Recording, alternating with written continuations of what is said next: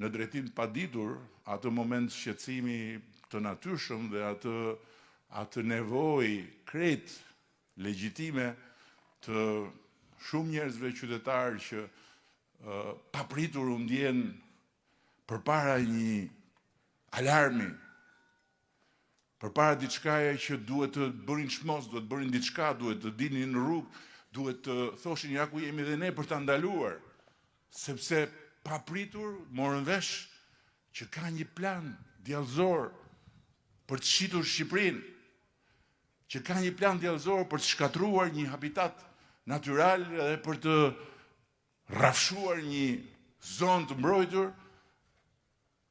e pastaj për të sjell aty ça thoshin palestinezët, ça thoshin izraelitët, ça thoshin masiv betoni. Unë i kuptoj ata. Por ama i kuptoj në momentin e parë, i kuptoj në ditën e parë, i kuptoj në ditën e dytë. Nuk i kuptoj më pastaj kur shkojnë mbas Berihajt dhe kur ca nga fakti që nuk e din, ca nga fakti që nuk duan të dëgjojnë, harrojnë krejtësisht se me kë kanë të bëjnë.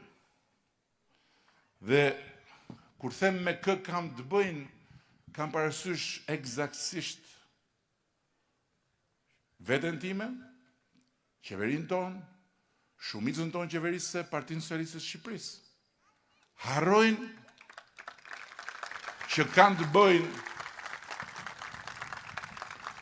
me një forcë të cilën mund ta kritikosh për shumë çka, për dje edhe për sot. Po kanë të bëjnë me një forcë të cilës kur askush nuk mund të qohet dhe të marrë kurajon t'i tregoj gishtin si një forcë që ka tradhtuar ndonjëherë interesin kombëtar. Nuk e ka bërë dje, nuk e ka bërë sot dhe nuk ka bërë kur. Sepse interesi kombëtar ka qenë për Partinë Socialiste, qysh në kryet herës, një pikë e palëvizshme referimi. Dhe ju këtu, ata që janë më si ta themi, të vjetër, si puna ime, të vjetër, e din shumë mirë se në këto ujra kalontin anijet, varkat, makinat e kontrabandës, së naftës që furnizonte makinerin vrastaret Slobodan Milošević. Kalonin këtu dhe kalonin këtu me bekimin e atyre të cilët ditën flisnin për lirin e Kosovës, flisnin për lirin e shqiptarëve në Kosovë, flisnin kundër diktaturës që po shkatronte Jugosllavinë me radhë, me gjak dhe nuk po i linte vende, dhe natën furnizonin makinerin që përdori kundër të gjithë atyre që donin të shpëtonin nga ktetrat e regjimit fashist në Beograd. Dhe ndërkohë, qa thoshin? Thoshin që ishte Partia Socialiste, ajo që ishte krijuar nga Beogradi dhe që mbronte interesat e Beogradit. Kjo është e vërteta që historia tregon sot shumë qartë.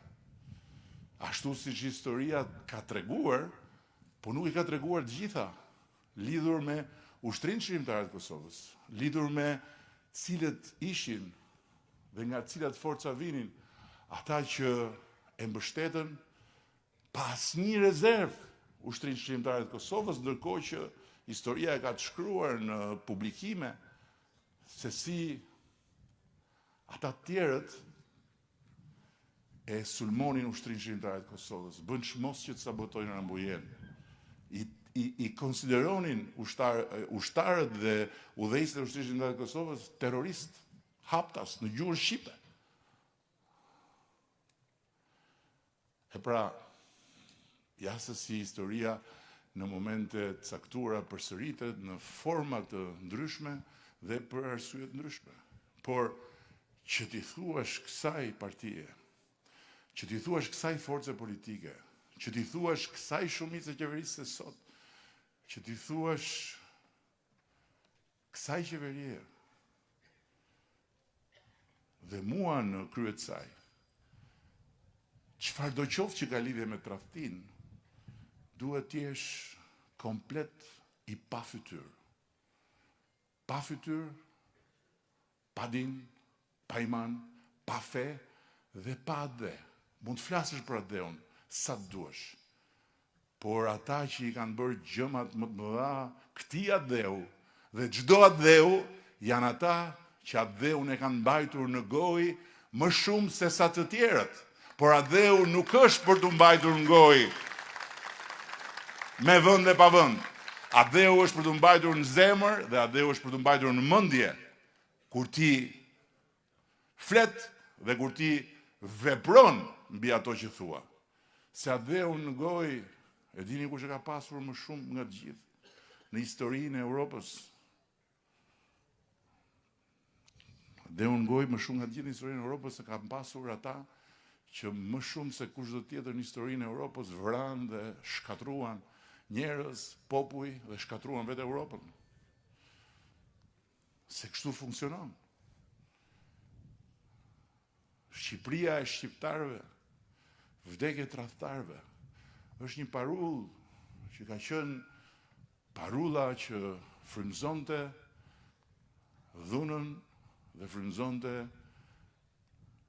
atë hata që i ndodhi një vendi aq të madh dhe me aq shumë tradita sa Gjermania.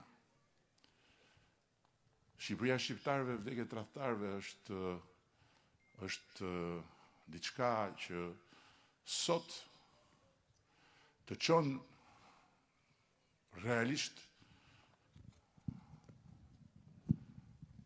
lëkurën dhe ta bën mishin kokër kur i thon fjalës. Sepse qa do na ndodhte ne shqiptarëve sikur italianët thoshin Italia është italianëve. Ikni të gjithë kthehuni ande ka keni ardhur. Sikur grekët thoshin Greqia është e grekëve, ikni të gjithë kthehuni ande ka keni ardhur. Dhe kështu me radhë ta bënin të gjithë këtë gjë. Dhe ky lloj qameti i ka ndodhur botës, nuk është diçka e re.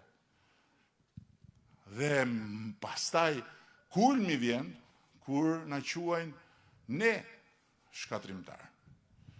Do me thënë, kanë dalë, se më thonë, shiko se atje kanë dalë dhe njerëz që janë tanët, shiko se atje kanë dalë dhe njerëz që votojnë për ne, shiko se atje kanë dalë dhe vajzë dhe djemë që janë vajzë dhe djemë familje që votojnë gjithmonë për Partinë Socialiste.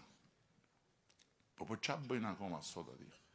Nëse janë të tillë dhe nuk dyshoj që janë të tillë. Mbrojnë Shqipërinë nga unë, nga ju, nga Partia Socialiste. Mbrojnë natyrën nga unë, nga ju, nga Partia Socialiste. Por ne kemi me vete një histori 10 vjeçare e pak më shumë të luftës për të mbrojtur natyrën nga ata që ishin rreziku më i madh i saj. Ne nuk jemi shkatrimtarët, ne jemi shpëtimtarët.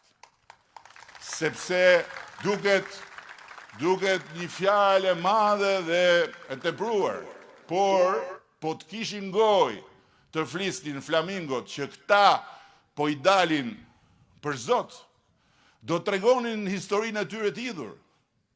Ata janë zoj shtektar, ata nuk kanë një habitat të përhershëm në Shqipëri. Do tregonin historinë e idhur se si ata nuk vinin në Shqipëri. Sepse i priste çiftja, i priste pushka e atyre që bënin stërvitje, stërviteshin për të marrë shinjestër dhe vrisnin zogj. Sikur pelikani Kaçurrel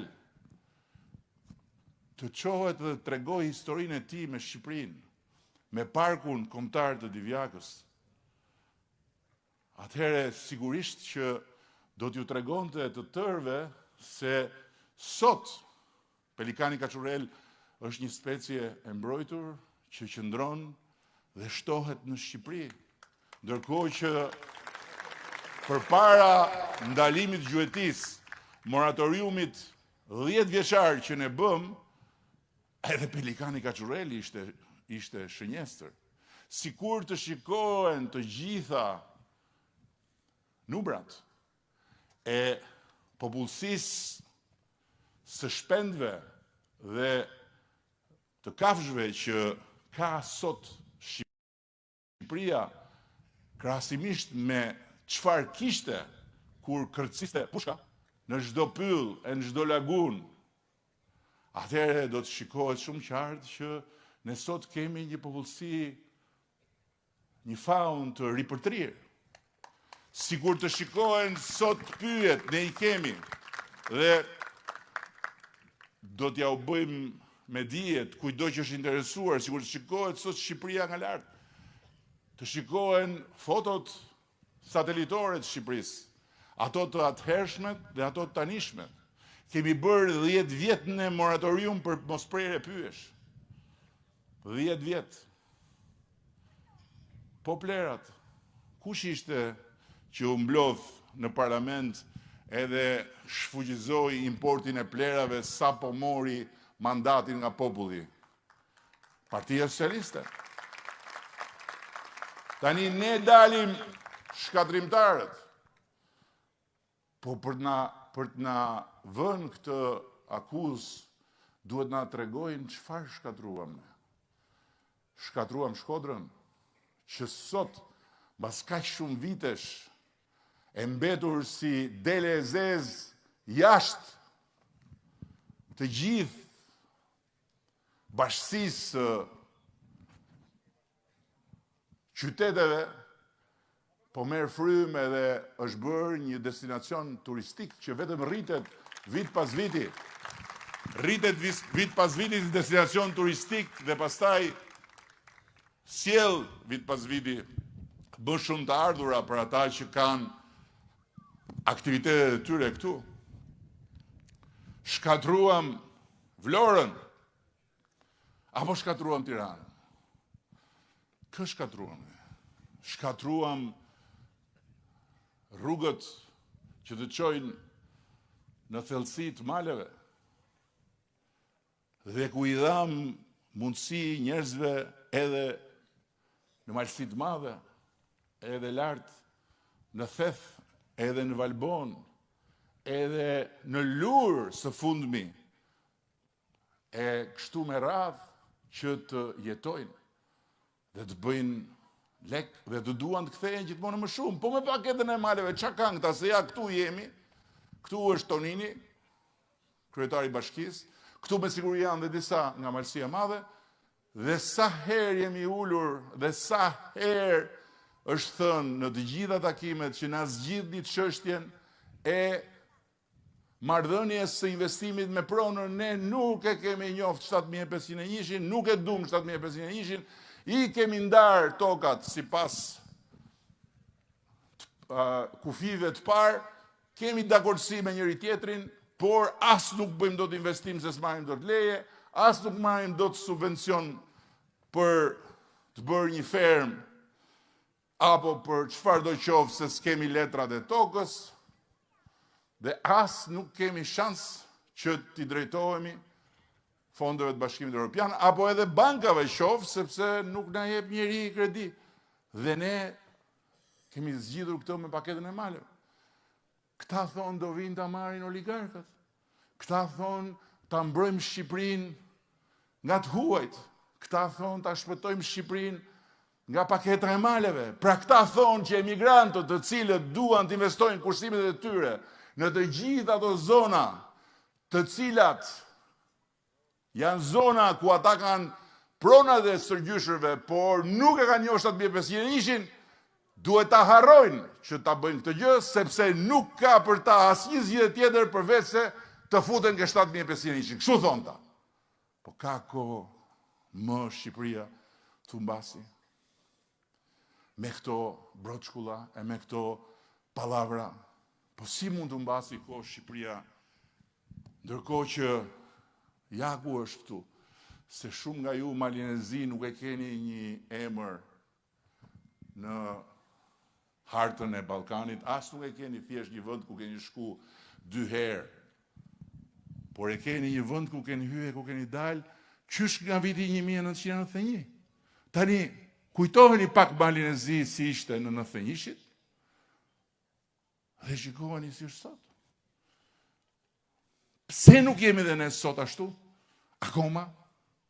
Dhe pse nuk duan që të na lënë që t'jemi jo ashtu, po t'jemi ku e ku më mirë se ashtu? Sepse duhet të nxjerrim të huajt jashtë, sepse duhet ta bëjmë Shqipërinë. Çfarë duhet ta bëjmë Shqipërinë? Rezervat për blogera dhe për influencera. Se më thoshin, po qa bëre ashtu dje, si qa bëre ashtu dje? Po, më tregonte një nga ato